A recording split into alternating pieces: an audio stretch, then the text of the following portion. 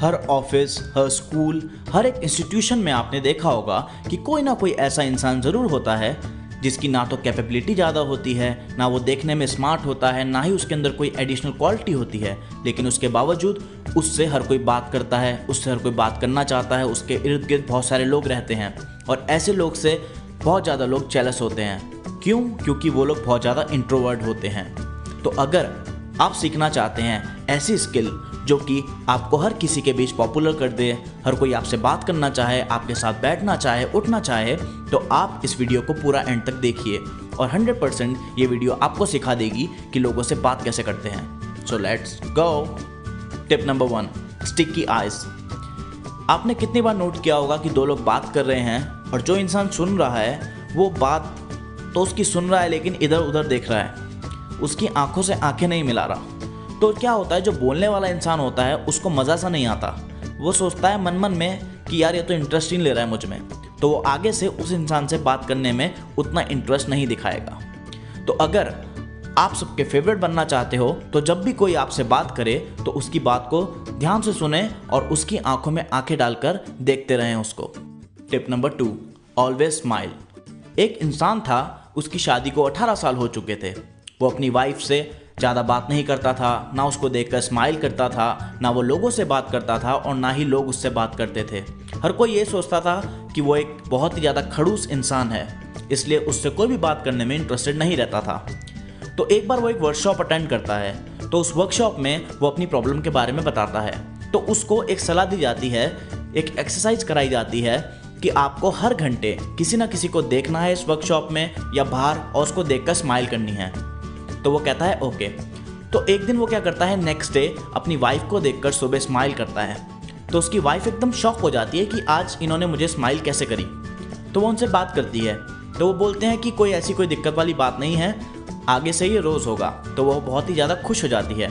फिर वो अपने घर से बाहर निकलता है इंसान और रोड पे आते आते हर इंसान को देखकर स्माइल करता है जो भी उसके सामने दिखता है उसको, और हर कोई उसको बैक में स्माइल करता है। फिर वो इंसान अपने ऑफिस जाता है, ऑफिस में हर किसी को स्माइल करता है, उसके कोलीग्स उसको स्माइल बैक करते हैं और ऐसा कुछ दिनों तक चलता है। फिर हल्के हल्के लोग उससे बात करना भी स्टार्ट कर देते हैं और उसको बताते हैं कि हम आपको पहले बहुत ही खड़ूस समझते थे और इन रियल अब वो लोग उसको अपना फेवरेट मानने लग जाते हैं। तो आप जब भी लोगों से मिलें तो उनको देखकर स्माइल ज़रूर करें।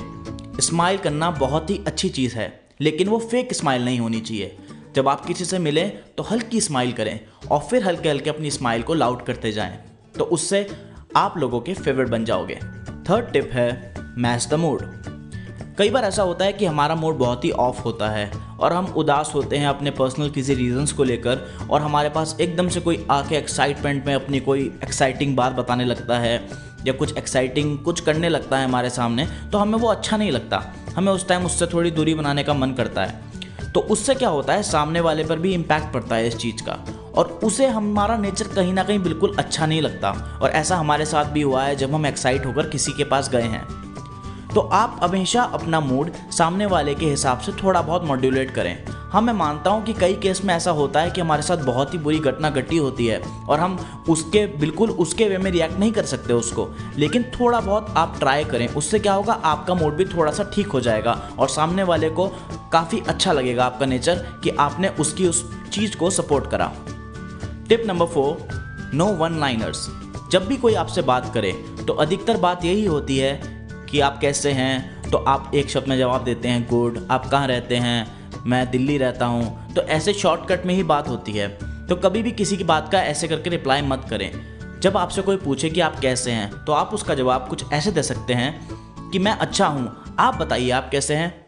तो वो सामने वाला फिर आपको बोलेगा मैं भी अच्छा हूँ, आप कहाँ रहते हो। तो आप बोलिए कि मैं दिल्ली रहता हूँ, चांदनी चौक पे, जहाँ के पराठे बहुत फेमस हैं।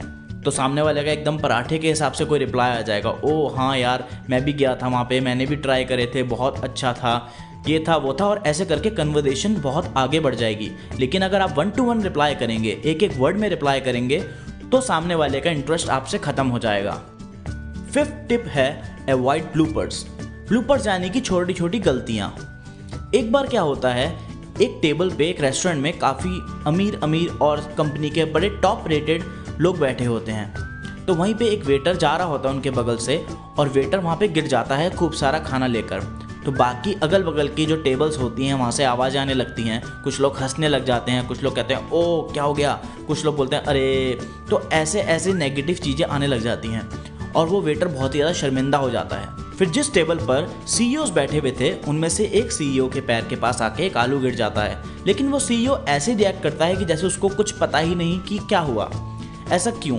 क्योंकि उनको ये बात पता थी कि अगर आप किसी के ब्लूपर्स को अवॉइड करोगे तो वो उसके लिए बहुत अच्छा होगा, क्योंकि वो इंसान पहले ही एकदम नेगेटिविटी में आ रखा है। जैसी आपसे कोई गलती होती है तो आप एकदम डर जाते हो, आप एकदम शर्मिंदा हो जाते हो, और उसी टाइम पे अगर आपको कोई पिन पॉइंट कर दे, आपको उसी टाइम पे कोई सीख देने लगे, आपकी गलती महसूस कराने लगे, तो आपको बिल्कुल अच्छा नहीं लगेगा, आप और भी ज़्यादा डिमोटिवेट हो जाओगे।